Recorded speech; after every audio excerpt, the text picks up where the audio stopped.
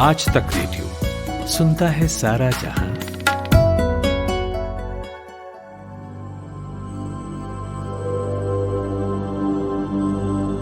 मैंने हांगकांग का एक वीडियो देखा एक न्यूज साइट पर, जिसमें वहां के टॉप कोरोना वायरस डॉक्टर हैं यूहेन क्वाक यंग। वो बता रहे हैं कि कैसे उन्होंने कुछ इंटरेस्टिंग चीजें की अपने देश में और वायरस पर काबू पाया है। वहां एक्चुअली इस बात का इंतजार नहीं करते कि कोविड पेशेंट की तबीयत ज्यादा खराब हो और फिर उसको हॉस्पिटल में भर्ती करें। वहां हर कोविड पॉजिटिव को हॉस्पिटल में आइसोलेशन में रखते हैं। उसे दवाइयों का कॉकटेल दिया जाता है ताकि उसके अंदर से वायरस को हटाया जा सके पूरी तरह से। उस पर एक्सपेरिमेंट भी किए जाते हैं, ट्रायल भी किया जाता है उस पर दवाइयों का, और सारे मरीजों का एक प्रॉपर रिकॉर्ड रखते हैं ताकि कम से कम जो हल्के सिम्टम्स वाले लोग हैं उनको 11 से 16 दिन के भीतर ही हॉस्पिटल से भेज दिया जाए, और इससे जो हॉस्पिटल टाइम होता है वो 5 दिन कम हो जाता है। साथ ही वो लोग मास्क तब से यूज कर रहे हैं जब 2003 में सार्स आया था, जो सबसे बड़ी चीज है और सबसे इम्पोर्टेंट भी और सीखने लायक भी। नमस्कार, मैं हूं माधुरी। आज का कोरोना कवरेज लेकर हाजिर हूं। मुझे लगता है कि आज बिना देर किए जल्दी से बता देना चाहिए आपको कि आज हम क्या क्या बातें करने वाले हैं। वैक्सीन के बाद बनी एंटीबॉडीज और नेचुरल इन्फेक्शन के बाद बनी एंटीबॉडीज में क्या अंतर होता है, ये जानेंगे। देश में कोरोना नंबर कम हो रहे हैं, महाराष्ट्र में भी, तो देश के लगातार घटते कोरोना संक्रमण के मामलों में महाराष्ट्र का कितना योगदान है, इसकी बात भी करेंगे। IIT खड़गपुर की एक नई टेक्निक के बारे में बात करेंगे जिसका नाम है कोविरैप। ये एक कोरोना वायरस टेस्टिंग किट है, अफोर्डेबल है और पोर्टेबल भी है। कोरोना की लड़ाई में कोरोना को मात देकर आए अनुभव पांडे का अनुभव भी सुनेंगे। पर सबसे पहले देश परदेश से अपडेट्स।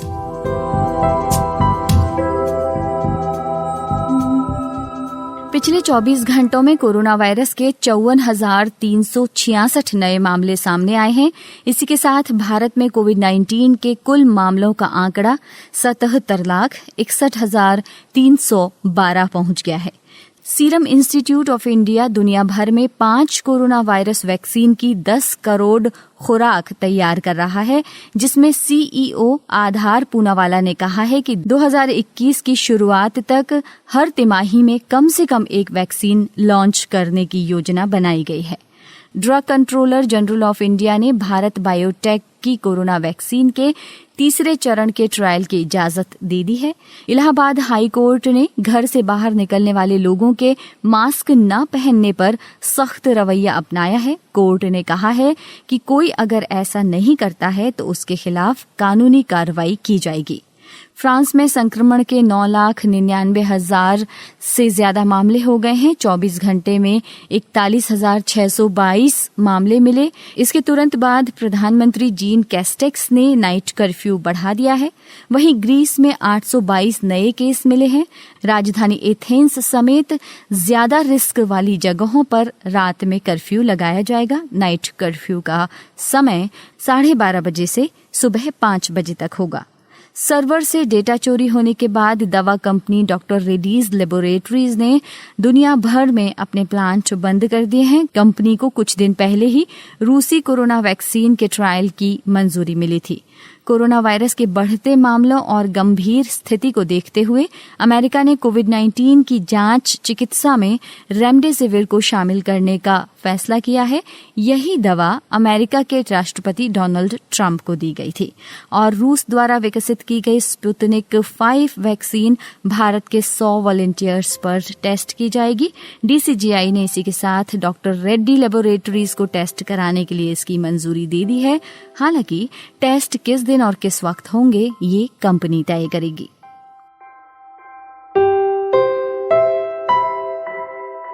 यूएसए में तीसरी प्रेसिडेंशियल डिबेट हुई। जो बाइडेन ने अमेरिकी प्रेसिडेंट डोनाल्ड ट्रंप को कोरोना के मुद्दे पर बहुत घेरा। उन्होंने कई इल्जाम लगाए। उन्होंने कहा कि ट्रंप के पास कोविड से लड़ने का कोई प्लान नहीं है। ऐसा व्यक्ति जो कोविड से हुई मौतों का जिम्मेदार है, वो कैसे प्रेसिडेंट बन सकता है। एक बात और उन्होंने कही कि कोरोना वायरस के साथ जीना सीखना नहीं, बल्कि हम लोग तो इसके साथ मर रहे हैं। उधर डोनाल्ड ट्रंप ने कहा कि कोरोना वैक्सीन तैयार है और कुछ ही हफ्तों में आ रही है। वेल, कोरोना वायरस यहाँ भी चुनाव में छाया हुआ है और हमारे देश में भी यही हाल है। बीजेपी ने बिहार में जो कल अपना मैनिफेस्टो दिया, उसमें कोरोना वायरस वैक्सीन पूरे बिहार को दिए जाने का वादा किया। मध्य प्रदेश के मुख्यमंत्री शिवराज सिंह चौहान और तमिलनाडु के मुख्यमंत्री पलानीस्वामी ने कहा कि एक बार कोरोना वैक्सीन उपलब्ध होने पर राज्य के सभी नागरिकों को इसे मुफ्त में लगवाया जाएगा। लेकिन मेरे दिमाग में वैक्सीन के साथ ही एक और चीज आती है, एंटीबॉडीज। और एक सवाल जहन में आ रहा है कि वैक्सीन के बाद बनी एंटीबॉडीज और नेचुरल जब इन्फेक्शन होता है, संक्रमण होता है, उसके बाद आपकी बॉडी में बनी एंटीबॉडीज में क्या अंतर होता है? इस सवाल का जवाब जानने को मैंने बात की डॉक्टर चंद्रकांत लहरिया से। डॉक्टर साहब एपिडेमियोलॉजिस्ट हैं, तो उनसे बेहतर तो इस विषय पर कौन बता पाएगा। लेकिन पहले जानना होगा कि ये जो एंटीबॉडीज को लेकर गफलत चल रही है कि एंटीबॉडीज कितने वक्त तक रहती हैं, और कई बातें इस मामले में सामने आई हैं अलग अलग तरह की। तो डॉक्टर साहब आप ही बताएं। इस सवाल के जवाब देने के लिए मैं थोड़ा संदर्भ की बात करूंगा कि हम जब एंटीबॉडीज की बात करते हैं तो क्यों कर रहे हैं जी। हमारा उद्देश्य है कि क्या शरीर कोविड-19 से प्रोटेक्शन या बचाव कर पा रहा है, और साथ में हमें यह भी समझना होगा कि शरीर और व्यक्ति के पास कोविड-19 से लड़ने के लिए इसके इम्यून सिस्टम या रक्षा तंत्र में क्या क्या हथियार मौजूद हैं। उनमें से एक हथियार एंटीबॉडी है, लेकिन उसके अलावा बाकी हथियार भी होते हैं। जहाँ तक हम एंटीबॉडीज की बात करते हैं तो उसमें भी दो तरह के एंटीबॉडी होते हैं।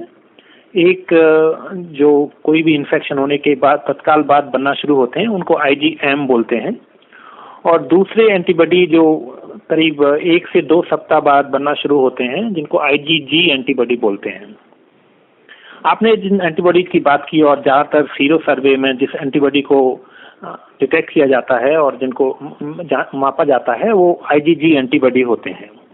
ये व्यक्ति में 7 से 14 दिन बाद आते हैं और कुछ समय के लिए रहते हैं, और इसके आधार पर निर्णय लिया जाता है कि क्या व्यक्ति को पास्ट में कोविड-19 इन्फेक्शन हो चुका है या नहीं हो पाया है। लेकिन हमें यह भी समझना होगा कि यही अकेला एंटीबॉडी कोविड-19 से लड़ने का हथियार नहीं है। उसके अलावा शरीर के पास टी सेल्स भी होते हैं, जिनकी काफ़ी चर्चा आई है। खासतौर से जब वैक्सीन के बारे में डिस्कशन शुरू हुआ तो पता चला कि टी सेल भी शरीर में होते हैं। नाउ जो एंटीबॉडी होते हैं और टी सेल होते हैं, दोनों की कॉम्प्लीमेंट्री भूमिका होती है। एंटीबॉडी इमीडिएटली लड़ने में सहायता करते हैं, लेकिन जैसे ही कुछ समय गुजरता है, या सिर्फ कोविड-19 के लिए नहीं, बाकी सारी बीमारियों के लिए भी सत्य है कि एक बार व्यक्ति को इन्फेक्शन होता है तो शरीर में एंटीबॉडी बनना शुरू होते हैं, और उसके बाद समय गुजरने के साथ धीरे धीरे इनकी मात्रा कम होती चली जाती है।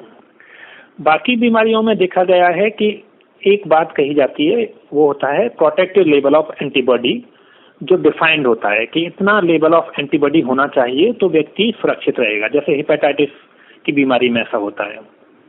लेकिन अभी कोविड-19 के संदर्भ में वो प्रोटेक्टिव लेवल ऑफ एंटीबॉडी नहीं पता चला है। ज़्यादातर देखा गया है, कुछ जो स्टडी की गई थी कि करीब 60 दिन तक व्यक्ति में एंटीबॉडी डिटेक्टेबल होते हैं, लेकिन उसके बाद उनकी संख्या गिरने लगती है। कुछ नई स्टडीज में 90 दिन निकला है, लेकिन अभी तक इस बात पर कोई निष्कर्ष नहीं निकला है कि क्या एंटीबॉडी पूरी तरह गायब हो जाने के बाद भी व्यक्ति प्रोटेक्टेड रहता है या नहीं रहता। हम प्रोटेक्टिव लेवल ऑफ एंटीबॉडी नहीं जानते हैं। तो सबसे पहली बात मैं कहना चाहूँगा कि जब एंटीबॉडी का डिटेक्ट होना एक जरूरी और एक महत्वपूर्ण प्रक्रिया है, लेकिन इसका पूरी तरह से गायब हो जाना फिलहाल चिंता का विषय नहीं है, क्योंकि अभी देखा गया है कि एंटीबॉडी के अलावा टी सेल भी व्यक्ति के शरीर में इन्फेक्शन के बाद डेवलप होते हैं, और ये टी सेल्स और इनमें से कुछ मेमोरी सेल्स होते हैं, इनकी संख्या इतनी कम होती है, गिनी चुनी 50, 100 या 200 होती है। लेकिन इनकी खास बात होती है टी सेल्स की कि अगर व्यक्ति को दोबारा से इन्फेक्शन होगा तो एकदम से तैयार हो जाती हैं और मल्टीप्लाई करने लगती हैं और व्यक्ति को प्रोटेक्ट हो जाता है। इन दोनों बातों को मिलाकर एक साथ रखें तो इसका मतलब हुआ कि अभी तक के वैज्ञानिक रिसर्च हुए हैं उससे हम कह सकते हैं कि एंटीबॉडी की संख्या गिरती रहती है और कुछ समय बाद लगभग न के बराबर आ जाती है, लेकिन टी सेल की उपस्थिति इस बात का संकेत देती है कि एंटीबॉडी नहीं मिलने के बावजूद भी व्यक्ति कोविड-19 के री इन्फेक्शन से प्रोटेक्टेड रहता है। जी, तो कितने चांसेस हैं कि व्यक्ति फिर से इन्फेक्ट हो जाए? री इन्फेक्शन को समझने के लिए हमें थोड़ा बैकग्राउंड समझना होगा। सबसे बड़ी बात है कि किसी भी व्यक्ति में दोबारा से वायरस को डिटेक्ट हो जाना मात्र ही री इन्फेक्शन का संकेत नहीं है। अभी तक देखा गया है कि चूंकि ये वायरस नाक और गले के माध्यम से शरीर में जाता है और जो व्यक्ति बीमारी से रिकवर हो जाता है, यह बहुत संभावना है कि वायरस की कुछ मात्रा उसके नाक और गले में, चाहे वो डेड वायरस हो, वो पड़ी रह सकती है और कुछ समय बाद अगर व्यक्ति को किसी अन्य वजह से कॉफ, कोल्ड या फीवर हो जाए और उसके चलते अगर उसकी दोबारा से जांच की जाए तो यह पूरी तरह संभव है कि उसमें कुछ वायरस जो कोविड-19 वायरस है मिल जाए और वो पॉजिटिव आ जाए, लेकिन इसको री इन्फेक्शन नहीं माना जाता है।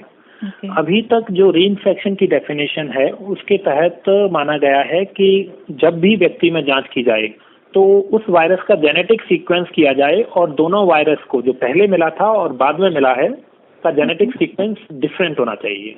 दुनिया में ऐसे ज्यादा केसेस नहीं आए, अब तक करीब 2 और 3 केस ही री इन्फेक्शन के आए हैं, जिनमें पहले इन्फेक्शन में वायरस का जेनेटिक सीक्वेंसिंग किया गया था और दूसरे इन्फेक्शन में वायरस का जेनेटिक सीक्वेंसिंग किया गया था और दोनों पूरी तरह अलग पाए गए और कहा गया कि ये नए इन्फेक्शन है। भारत में अब तक ऐसा कोई केस रिकॉर्ड नहीं किया है, हालांकि कुछ समय पहले कुछ चर्चाएं आई थी, लेकिन जो संपूर्ण प्रक्रिया है कि पहले वायरस का जेनेटिक सीक्वेंस पता होना चाहिए और दूसरे का पता होना चाहिए, तभी उसको री इन्फेक्शन कहते हैं। तो यदि अब तक सारी दुनिया से जो 3 केस आए हैं, जबकि पूरी दुनिया में करीब 40 मिलियन या 4 करोड़ केस आ गए हैं, तो उस पर नजर डालें तो कह सकते हैं कि जो री इन्फेक्शन की संभावना बिल्कुल नगण्य है। बात साफ है, 3 री इन्फेक्शन के केसेज और दूसरी तरफ 4 करोड़ कुल केसेज, तो इसके आधार पर कोई भी निर्णय नहीं लिया जा सकता, लेकिन मोटे तौर पर कहा जा सकता है कि री इन्फेक्शन की संभावना बिल्कुल कम है। जो नेचुरल इन्फेक्शन के बाद में एंटीबॉडीज हमारी बॉडी में बनती हैं और वैक्सीन के बाद जो एंटीबॉडीज बनती हैं, उनमें क्या डिफरेंस होता है? आपने ये बहुत अच्छा सवाल पूछा है। निश्चित रूप से एक बात वैज्ञानिक रूप से सिद्ध हो चुकी है, जो न केवल कोविड-19 के लिए है बल्कि अन्य इन्फेक्शन के लिए भी मानी जाती है कि नेचुरल इन्फेक्शन से जो एंटीबॉडी बनती हैं उनकी संख्या और मात्रा तुलनात्मक रूप से कम होती है और उनके बनने का तरीका डिफरेंट होता है। लेकिन जो वैक्सीन होती हैं उनको खास तौर से इसीलिए विकसित किया जाता है कि व्यक्ति के शरीर में अधिकतम मात्रा में एंटीबॉडी विकसित हों और वो वाली एंटीबॉडी विकसित हों जो व्यक्ति को उस बीमारी से जिसके लिए वैक्सीन लगाई जाएगी उसके लिए बचाव करेंगी। नेचुरल इन्फेक्शन से इम्यूनिटी डेवलप होती है, वो व्यक्ति के शरीर को उसी समय जब वो इन्फेक्शन हो गया है और शरीर पहले से ही उस वायरस से लड़ रहा है तब डेवलप की जाती है, तो उतना समय नहीं मिलता है और उनकी मात्रा कम होती है और शरीर को अन्य तरीकों से लड़ना पड़ता है। लेकिन वैक्सीन खासतौर से उन हिस्सों को इस्तेमाल करते हैं जिनसे अधिक संख्या में एंटीबॉडी बने, एक बात। दूसरा, वैक्सीन का एक सिद्धांत होता है, उस सिद्धांत के तहत उनको इस तरीके से लगाया जाता है कि मैक्सिमम बेनिफिट मिले, उसको वो कहते हैं प्राइम एंड बूस्ट। अभी आपने सुना होगा कि ज्यादातर वैक्सीन कोविड-19 के खिलाफ जो बन रही हैं उनको दो खुराक और डोज में दिया जाएगा जी। पहला डोज वैक्सीन का दिया जाता है, उसका काम होता है प्राइमिंग, और वो डोज शरीर को वायरस से प्राइम करता है। उसका मतलब हुआ कि उस वैक्सीन को दिया गया, शरीर समझा, धीरे धीरे उसके लिए एंटीबॉडी बनाना शुरू किया, शरीर का तंत्र चालू हुआ और शुरू हो गया और समझ लिया कि ये तो बाहरी तत्व है, इसके खिलाफ हमें कुछ करना होगा। और जब वो शरीर का सिस्टम एक्टिवेट हो जाता है, जिस प्रक्रिया में चाहे वो नेचुरल इन्फेक्शन हो या वैक्सीन हो, करीब 14 से 28 दिन लगते हैं। और जब वो मैक्सिमम एक्टिवेट होता है उस समय हम वैक्सीन में एक दूसरा खुराक दे देते हैं, उसको बूस्ट डोज बोलते हैं। उसका फायदा होता है कि शरीर पहले से ही समझ गया था कि एक फॉरेन एंटीजन है, इसके से हमें लड़ना है और सारा सुरक्षा तंत्र एक्टिव हो चुका था, और उस स्थिति पर दूसरा डोज मिलते ही वो सुरक्षा तंत्र पूरे भली भांति काम करने लगता है और काफी अच्छी संख्या में एंटीबॉडी बनाता है। और ऐसा करने पर, प्राइम बूस्ट अप्रोच फॉलो करने पर जो एंटीबॉडी का स्तर होता है वो नेचुरल इन्फेक्शन से कई गुना ज्यादा होता है। इसके अलावा वैक्सीन में कुछ और ऐसी चीजें भी होती हैं जो टी सेल इम्यूनिटी को स्ट्रेंथन करती हैं और मेमोरी या बूस्टिंग सिस्टम को एक्टिवेट करती हैं। संक्षेप में कहें तो माना जाता है और ऐसा रहता है ज्यादातर वैक्सीन में कि वैक्सीन के माध्यम से पैदा की गई इम्यूनिटी में एंटीबॉडी लेवल अधिक होता है, लंबे समय तक रहने की संभावना रहती है और मेमोरी या याददाश्त भी ज्यादा रहती है। तो जब भी व्यक्ति का शरीर नेचुरल इन्फेक्शन का फेस करेगा तो संभावना है कि एक तो तत्काल एक्टिवेट हो जाएगा, अच्छा रिस्पांस देगा और व्यक्ति का प्रोटेक्शन। तो इसलिए हमें वैक्सीन पर काफी आशाएं हैं, क्योंकि वैक्सीन ही एक तरीका है जिससे इस पैंडेमिक को तेजी से कंट्रोल किया जा सकता है। और अब एक बार महाराष्ट्र विजिट करते हैं दीपू राय के साथ। दीपू जी इंडिया टुडे ग्रुप के डेटा जर्नलिस्ट हैं। दीपू जी, महाराष्ट्र में लगातार कोरोना वायरस के एक्टिव केसेस में गिरावट आ रही है। डेली दर्ज होने वाले जो मामले हैं वो भी कम हुए हैं। उधर पूरे देश में भी कमी दर्ज की गई है, डेली केसेस में भी देखा जाए और एक्टिव केसेस में भी देखा जाए। तो इसमें महाराष्ट्र का कितना बड़ा हाथ है? महाराष्ट्र में केसेस में जो जिस तरह का तेजी से गिरावट आई है उसका अंदाजा इस बात से लग सकता है कि अभी जो नंबर है महाराष्ट्र में वो 1.59 लाख के अराउंड एक्टिव केसेस का नंबर है। और ठीक एक महीना पहले ये नंबर 2.75 लाख का था। तकरीबन 1 लाख के आसपास या उससे कुछ ज्यादा की गिरावट देखने में आ रही है एक महीने के भीतर।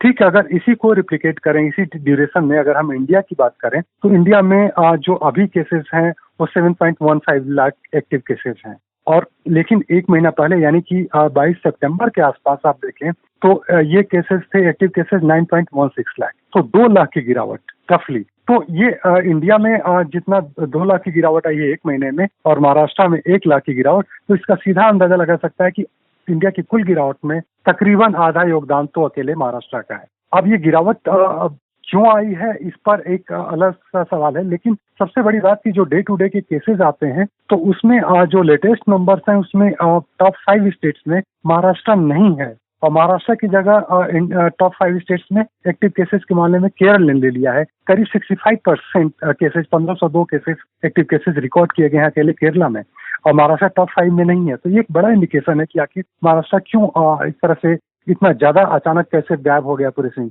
याद है कि जब स्टार्टिंग के शुरू के महीने या 2 महीने पहले तक, 1 महीने पहले तक महाराष्ट्र टॉप 5 में हुआ करता था, इवन एक्टिव केसेस में भी, लेकिन अब वो नहीं है। और इसी तरह से अगर आप देखें तो क्यूमुलेटिव नंबर की बात करें कि टोटल एक्टिव केसेस में इंडिया के तो 22% के अराउंड महाराष्ट्र का नंबर आ गया है, जो कि 30% के अराउंड हुआ करता था एक्टिव केसेस। तो नो डाउट महाराष्ट्र में एक्टिव केसेस काफी कम हुए हैं और इसका सीधा असर इंडिया के टोटल नंबर, एक्टिव केसेस के नंबर पर भी दिख रहा है। जी, और क्या आपको लगता है कि ऐसा ही स्थिति बरकरार रहेगी या फिर जैसे ही टेस्ट नंबर और बढ़ाए गए तो वापस से महाराष्ट्र एक बार फिर से ज्यादा वहाँ पर कोरोना संक्रमण के मामले आएंगे? देखिए, पर मिलियन अगर टेस्टिंग की बात की जाए तो महाराष्ट्र बहुत पुअर सिनेरियो में चला गया है और हालत यह है कि करीब 60-65 हजार टेस्टिंग कर रहे हैं पर मिलियन, यानी 10 लाख लोगों में, जो पहले थोड़ा सा ज्यादा हुआ करता था। अभी वो बिहार से भी नीचे, बिहार उससे ज्यादा 75,000 के अराउंड वो टेस्ट कर रहा है। तो सबसे ज्यादा तो खैर दिल्ली का है जो कि 2 लाख से ऊपर का टेस्टिंग चल रही है। लेकिन महाराष्ट्र में टेस्टिंग वाकई कम हुई है और टेस्टिंग एक ऐसा इनिग्मा है एक तरह से कहा जाए इस कोविड में कि सारे नंबर्स उसी को ध्यान में रख करके उसी के अकॉर्डिंगली बढ़ते या घटते हैं। ये एक बहुत बड़ा लिंक है और उसी को लेकर के बहुत ट्रांसपेरेंसी नहीं रहती है। ट्रांसपेरेंसी का लेवल ये है कि आपको ये नहीं पता चलता है, बाइफर्केशन नहीं मिलता है कि कितना एंटीजन और कितना आरटीपीसीआर टेस्टिंग कौन सा स्टेट कर रहा है, कुछ सर्टेन स्टेट्स को छोड़ दिया जाए तो। लेकिन ये एक बड़ा रीजन हो सकता है कि महाराष्ट्र में टेस्टिंग कम होने की वजह से ऐसा हो रहा हो कि जो है केसेस कम दिख रहे हों। ये थे दीपू राय। कोरोना कवरेज में फिलहाल एक छोटा सा ब्रेक के बाद लौटते हैं। कमाते हैं लेकिन बचा नहीं पाते, बचाते हैं तो उससे कमा नहीं पाते। शेयर की चाल, निवेश का हाल, बाजार का तमाशा, इकोनॉमी की भाषा, बॉन्ड, बीमा, सोना, चांदी, सबकी होती है बात। बचाते रहो नारे के साथ। हर शनिवार मैं यानी नितिन ठाकुर आपकी मुलाकात कराऊंगा आपके मनी मैनेजर से। कोरोना कवरेज आप सुन रहे हैं। मेरा नाम है माधुरी। चलिए तो अब बात करते हैं IIT खड़गपुर ने जो एक नई टेक्निक इजाद की है उसकी।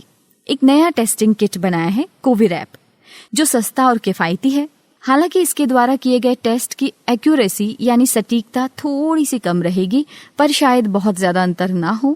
हमारी साथी खुशबू ने बात की प्रोफेसर सीमा चक्रवर्ती से, जो मैकेनिकल इंजीनियरिंग के प्रोफेसर हैं, कोविरैप बनाने वाली टीम के सदस्य हैं। खुशबू ने पूछा कि ये कैसे काम करता है कोविरैप। ये एक नया टेस्ट का मेथड है जो RT-PCR टेस्ट है, जो कोविड का सबसे अच्छा सबसे बढ़िया टेस्ट है। तो वो टेस्ट करने के लिए एक मशीन का जरूरत है जिसको बोलते हैं रियल टाइम PCR मशीन। तो वो मशीन काफी कॉस्टली है और उसको एक एयर कंडीशन और बढ़िया लैब में उसको रखना पड़ता है। जो टेक्नीशियन उसको ऑपरेट करता है वो टेक्नीशियन भी बहुत ही हाई लेवल का ट्रेन टेक्नीशियन होना चाहिए। तो इसीलिए इस टेस्ट का जो कॉस्ट तो ज्यादा ही है, कॉस्ट गवर्नमेंट के इंटरवेंशन से कुछ कम भी हो सकता है, लेकिन प्रॉब्लम है कि गांव-गांव में ये टेस्ट हम नहीं कर सकते क्योंकि वैसा फैसिलिटी तो नहीं। तो इसीलिए हम एक टेस्ट डिजाइन किया, जो टेस्ट एक सिंपल मशीन में, जो मशीन कोई लेबोरेटरी में उसको रखने के लिए रखने का जरूरत नहीं है। वो मशीन एक छोटा बॉक्स है जो कहाँ भी आप एक टेबल के ऊपर रख सकते हैं और उस मशीन में आप वो सैंपल डालने की बाद 1 घंटे के अंदर ये मशीन में वो टेस्ट कंप्लीट हो जाता है। ये मशीन पोर्टेबल है, सस्ता है और सबसे जो ये खास चीज है कि ये मशीन को चलाने के लिए कोई ट्रेन ऑपरेटर का जरूरत नहीं है। गांव का जो लड़का लड़की है जिसका इतना वो हाई लेवल में ट्रेनिंग नहीं है, वो भी इसको थोड़ा सा वो दिखा देने की बात वो यूज कर सकते हैं। तो सर, जो RT-PCR टेस्ट होते हैं, रैपिड एंटीजन टेस्ट होते हैं, तो इन सारे टेस्ट से ये वाला किट कैसे अलग है? हाँ, तो RT-PCR टेस्ट जो है वो टेस्ट के लिए 3 खास स्टेप है। पहले वो जो स्वैब कलेक्शन होता है, उसके बाद उससे स्वैब से RNA निकलने का एक स्टेप है और सबसे जो खास स्टेप है जिसके लिए खर्च बढ़ जाता है वो है वो जो RNA निकल जाता है उसको एक मशीन में डाल लेते हैं। उसको उस मशीन का नाम है रियल टाइम PCR मशीन। तो वो ये मशीन बहुत ही महंगा है और उससे ज्यादा इम्पोर्टेंट है कि ये मशीन को मेंटेन करने के लिए एक बहुत ही बढ़िया जो हाई एंड लेबोरेटरी का जरूरत है और जो टेक्नीशियंस है ये टेक्नीशियंस को भी काफी हाई स्टैंडर्ड टेक्नीशियंस होना चाहिए। तो इसीलिए ये RT-PCR टेस्ट ये बहुत ही खास हाई क्वालिटी का टेस्ट है, लेकिन इसको हम आम आदमी के लिए कम्युनिटी लेवल में इस्तेमाल करना इतना सिंपल नहीं है। तो इसका ऑल्टरनेटिव क्या है कि एक सिंपल टेस्ट है जिसको हम बोलते हैं रैपिड एंटीजन टेस्ट। तो ये तो बहुत ही सस्ता टेस्ट है, आम आदमी इसको बहुत ही सिंपली इस्तेमाल कर सकते हैं और मिनटों में इसका रिजल्ट निकल जाता है। इस टेस्ट का क्या खास प्रॉब्लम है कि इस टेस्ट का एक्यूरेसी, तो रैपिड एंटीजन टेस्ट किट में, most of the rapid antigen test kit में क्या होता है कि large number of false negative आ जाता है कि वो एक्चुअली पॉजिटिव है लेकिन उसको नेगेटिव रिजल्ट आ गया है।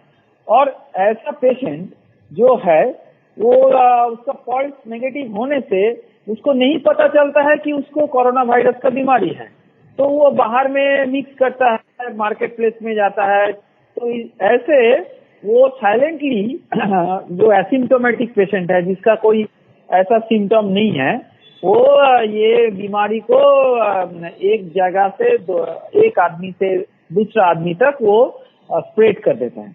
तो इसको रोकने के लिए ऐसा एक टेस्ट चाहिए जिसका एक्यूरेसी चाहे RT-PCR का बराबर ना हो, लेकिन नजदीक हो है, क्लोज है, एक्यूरेसी अच्छा है और उसका एलिगेंस जो है, सिंप्लिसिटी जो है, वो ये रैपिड एंटीजन टेस्ट का सिंप्लिसिटी का टाइप का है। तो ये एक हम जो बनाया है वो एक हाइब्रिड टेस्ट है। वो क्या है कि उसका सिंप्लिसिटी रैपिड एंटीजन टेस्ट का सिंप्लिसिटी जैसा वही है, वो बहुत ही सिंपल है। गांव का जो आम आदमी है उसको थोड़ा सा ट्रेनिंग देने के बाद वो ये सिंपल मशीन में ये टेस्ट कर सकते हैं। ये मशीन को कोई लैब में रखने का कोई जरूरत नहीं है। तो ये एक इसका खास एडवांटेज है। तो सर ये जो किट है वो सिर्फ इस कोरोना वायरस को ही डिटेक्ट करता है या फिर और भी कई ऐसे संक्रामक हैं मतलब हमारे आसपास, ये उनको भी डिटेक्ट कर सकता है? हाँ, ये बहुत ही अच्छा ये क्वेश्चन है। तो हम इसको आंसर देने के लिए जो थोड़ा इसको समझना चाहिए कि किट अलग है और मशीन अलग है। क्योंकि किट क्या है, किट जैसा मसाला है और मशीन वो गैस ओवन जैसा है। तो मसाला और ये जो सब्जी ये गैस ओवन में डालने की बाद जो तैयार होता है वही खाना है। तो वो किट है वो मसाला ये सब, लेकिन जो ये गैस ओवन जो है वो मशीन है। तो किट जो है वो हर टेस्ट के लिए एक स्पेसिफिक किट होता है। तो कोरोना वायरस के लिए एक स्पेसिफिक किट है, इन्फ्लुएंजा के लिए अलग किट है। सिमिलर वो साइंटिफिक प्रिंसिपल सिमिलर है, बट वो डिफरेंट किट है। लेकिन वो ये जो मशीन हमने बनाया है ये मशीन डिफरेंट टाइप्स ऑफ ये जो ये बीमारी है जो आप अभी बोल रहे थे, ये डिफरेंट टाइप ऑफ बीमारी के लिए हम ये सेम मशीन ही यूज कर सकते हैं। सिर्फ वो किट बदल जाएगा, डिफरेंट मशीन डिफरेंट बीमारी के लिए डिफरेंट किट होगा, लेकिन मशीन एक ही रहेगा। ये थी खुशबू, बात कर रही थी IIT खड़गपुर के प्रोफेसर सीमा चक्रवर्ती से। इस बीच ICMR ने आज फेलुदा पेपर स्ट्रिप टेस्ट को कैसे किया जाए इसके लिए एक एडवाइजरी जारी कर दी है। ये जीन एडिटिंग टेक्नोलॉजी पर बनी है और इसकी खासियत यह है कि एक ही घंटे में ये पेपर स्ट्रिप कोरोना वायरस के जेनेटिक मटेरियल को पहचान लेगी। और अब चलते चलते बात करते हैं उनकी जिन्हें कोरोना तो हुआ लेकिन वो उससे लड़कर बाहर आ गए। अब ये एकदम स्वस्थ और तंदुरुस्त हैं। नाम अनुभव पांडे है, रहते हैं फर्रुखाबाद उत्तर प्रदेश में और उनसे बात कर रही हैं हमारी साथी साक्षी। आइए सुनते हैं। काफी बेहतर महसूस कर रहा हूँ क्योंकि करीब करीब 20 दिन हो चुके हैं मुझे नेगेटिव की रिपोर्ट मिले हुए, और ये वाकई थोड़ा सा एक अलग बदलाव लाने वाली चीज है क्योंकि कहीं ना कहीं एक बहुत ही घातक बीमारी जिसको दुनिया कह रही है एक महामारी से लड़के और सही हो जाना, ये काफी सुखद एहसास भी है। कहीं ना कहीं थोड़ा सा और सबके लिए चिंता भी मन में है। ये थोड़ा सा एक अलग एहसास की तरह था, जीवन में शायद प्रथम बार था, इसलिए शायद सबसे ज्यादा चिंताग्रस्त भी था और अब थोड़ा प्रसन्न भी। अच्छा, तो इसके बारे में आपको कैसे पता चला था? क्या कुछ सिम्टम्स थे आपके? मुझे करीब कुछ दिन पहले ही बुखार आना शुरू हुआ था, हल्का हल्का बुखार था। उसके बाद में बॉडी पेन काफी ज्यादा था। इस वजह से मैंने एक दिन तो होता है कि दवा घर पे खा लिया और ये हुआ कि हाँ चलो ठीक है, हो सकता है ठीक हो जाए। लेकिन जब दूसरे दिन भी लगातार जारी रहा तो मैं तुरंत जो वहाँ पे सरकारी हॉस्पिटल है वहाँ पे जाके फिर मैंने चेकअप कराया था, जिसकी रिपोर्ट जो शाम तक आई तो उसमें कोरोना पॉजिटिव बताया था। अच्छा। मेन लक्षण बुखार और शरीर दर्द था, जिसके बाद में खांसी वगैरह आना शुरू हो गई थी। तो आपको स्पेशल कोविड वार्ड या अस्पताल में रहना पड़ा होगा उसके बाद से? मुझे उसके लिए पूछा गया था, सरकार की तरफ से अधिकारी भी आए थे, लेकिन दरअसल घर पे ही सारी सुविधाएं होने की वजह से फिर मैंने होम आइसोलेशन ही किया था क्योंकि ज्यादातर रश था। ऐसा थोड़ा मन में एक व्याप्त रहता है भ्रम भी बाकी सरकारी जगहों के बारे में, इसलिए घर पे ही ज्यादा बेहतर लगा। अच्छा, तो आपका ख्याल कौन रख रहा था उस दौरान? कोई आपके घर से कोई था या फिर? हाँ, जी माता जी थी। अच्छा। वो ख्याल रख रहे थे और दूसरा रोज मुझे डॉक्टर के असिस्टेंस मिल रही थी, कॉल्स आ रहे थे लोकल गवर्नमेंट बॉडीज के भी, इवन की लखनऊ से भी कॉल्स आए थे, तो कहीं ना कहीं मॉनिटरिंग की जा रही थी। मतलब आपके हिसाब से जो भी सर्विसेज थी, ट्रीटमेंट थे, वो काफी अच्छे थे सरकार की तरफ से? हाँ, गवर्नमेंट के लोग काफी हेल्पफुल थे। मुझे जिस दिन पॉजिटिव रिपोर्ट आई थी उसके अगले दिन ही एक सरकारी डॉक्टरों की टीम आई थी जिन्होंने घर वालों का चेकअप किया था और मेरे लिए जो भी मेडिसिन थी उनको प्रिस्क्राइब किया था, फ्री मेडिसिन दी भी थी और प्रतिदिन रोज 2 टाइम या 3 टाइम वो कॉल कर लेते थे, बॉडी टेम्परेचर पूछते थे। मतलब प्रतिदिन एक तरह से मुझे ये नहीं लग रहा था कि मुझे सरकार ने कहीं किनारे छोड़ा हुआ है, सही था, बेहतर था। तो उस दौरान आपने क्या कुछ प्रिकॉशंस लिए, कुछ अलग से आप बताना चाहेंगे हमें? प्रिकॉशंस कुछ इस तरह थे कि बाहर की दुनिया से तो बिल्कुल कट चुके थे, वो तो अपना आइसोलेट थे ही। उसके बाद में ठंडा पानी बिल्कुल भी नहीं पिया है, तब से मैंने आज तक ही नहीं पिया वो की। और ज्यादातर गर्म पानी के इस्तेमाल के बाद में व्यायाम वगैरह करने की थोड़ी बहुत कोशिश की, और छत पे ज्यादा नहीं जाता था, पड़ोसी अगर कहीं समस्या ना हो इससे। तो इसलिए कुछ चीजें खाने पीने में भी ऐसी चीजें थी जिससे थोड़ा सा दाल वगैरह, ये सब उड़द की, मूंग की दाल, ये सब ज्यादा इस्तेमाल कर रहे थे। तो कुछ ऐसे ही प्रिकॉशंस थे, बाहर की दुनिया से कटे हुए थे और घर में आइसोलेशन था। और क्या उस दौरान आपको थोड़ा तनाव भी महसूस हुआ? अगर हाँ, तो आपने किस तरह से उसको डील किया? उस वक्त तनाव तो जी बिल्कुल, जिस दिन कॉल आया था मेरे पास वहां से सेंटर से जहाँ से रिपोर्ट आई थी, तो जब बताया था उन्होंने, तो उसके बाद में काफी सारे लोगों के कॉल्स भी मेरे पास आए, काफी सारे लोगों ने मतलब फोन करके, मैसेज करके हालचाल भी पूछा। तो सबसे ज्यादा उस वक्त तो यही लगता है कि इंसान इतना ज्यादा परेशान है, इसका मतलब वाकई कुछ चीज ऐसी है। और इतना ज्यादा हम लोग पिछले 6 महीनों से बीमारी को इतना नजदीक से देख चुके हैं लॉकडाउन के तहत, तो एक मन में डर तो व्याप्त हो ही जाता है। तो उस वक्त ये लगा कि जैसा होगा देखा जाएगा, और कहीं न कहीं अब आध्यात्मिक हूँ तो इसलिए ईश्वर को मानते हुए तो मैंने कहा जैसा होगा देखा जाएगा, दवाएं वगैरह लेते रहे। काफी हद तक तनाव तो था ही, लेकिन धीरे धीरे तो ऐसा आप कह सकते हैं योग वगैरह का प्रयोग या कुछ भी कहेंगे, उसको करते करते इस चीज को कहीं ना कहीं कम किया है और अब काफी सही हो चुकी है। तो अब जब आप इससे बिल्कुल नेगेटिव हो गए कोरोना से, तो अब आप एकदम फिट महसूस कर रहे हैं जैसे आप पहले थे, या फिर कोई है आपके? जी 10 दिन तक तो मुझे काफी समस्या क्या, मुझे कमजोरी बनी हुई थी। अब धीरे धीरे पुराने स्वरूप में शरीर आ रहा है, ऐसा कह सकते हैं। अनुभव, आपको स्वस्थ जीवन की बहुत बहुत शुभकामनाएं। अब जाने का वक्त है। ये मेरा फिक्स डायलॉग हो गया है, कुछ बदलते हैं इसको। जैसे मौसम थोड़ा बदल गया है, आपको थोड़ा ज्यादा ख्याल रखना होगा। मास्क को तो आप अपना बेस्ट फ्रेंड बना लें, जिसे हमेशा अपने साथ रखें। एम्स दिल्ली के निदेशक डॉक्टर रणदीप गुलेरिया ने कहा है कि मौसम में हो रहे बदलाव से कोरोना आम फ्लू की तरह तेजी से फैल सकता है। ऐसे समय में बचाव बेहद जरूरी है। तो आप डॉक्टर साहब की बात तो मान ही लें। मुझे इजाजत दें। आपको ये पॉडकास्ट कोरोना कवरेज कैसा लगता है लिखकर भेजें radio@aajtak.in पर। मुंतजिर हूँ। Bye bye, stay safe and healthy.